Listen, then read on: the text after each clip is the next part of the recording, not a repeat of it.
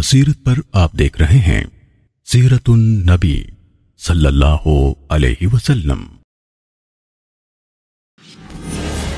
اسلامی شریعت میں اذان کی ابتدا۔ ہجرت کے پہلے سال اذان کا حکم ملا۔ نبی صلی اللہ علیہ وسلم کے پاس 4 مؤذن تھے۔ نمبر 1 بلال بن رباح رضی اللہ تعالیٰ عنہ۔ نمبر 2 عبداللہ بن ام مکتوم رضی اللہ تعالیٰ عنہ۔ نمبر 3 سعد القرظ رضی اللہ تعالیٰ عنہ۔ اور نمبر 4 ابو محذورہ رضی اللہ تعالیٰ عنہ۔ عبداللہ بن سلام رضی اللہ تعالیٰ عنہ کا قبول اسلام۔ عبداللہ بن سلام نے ہجرت کے پہلے سال اسلام قبول کیا۔ یہ پہلے یہودی تھے اور یہودیوں کے بڑے عالم تھے۔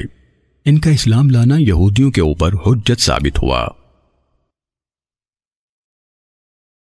حضرت عثمان رضی اللہ تعالیٰ عنہ کی جانب سے روما کنواں کی خریداری۔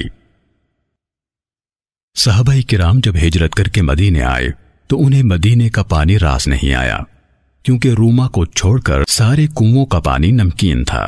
روما ایک چشمہ تھا جس کا مالک بنو غفار کا ایک شخص تھا۔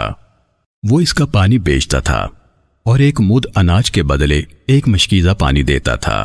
تو نبی صلی اللہ علیہ وسلم نے صحابہ کو مخاطب کر کے فرمایا، کون ہے جو بیر روما کو خریدے؟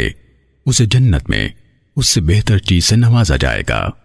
تو عثمان بن عفان رضی اللہ تعالیٰ عنہ نے اپنے ذاتی مال سے اسے خریدا اور اللہ کے راستے میں مسلمانوں کے لیے ہدیہ کر دیا۔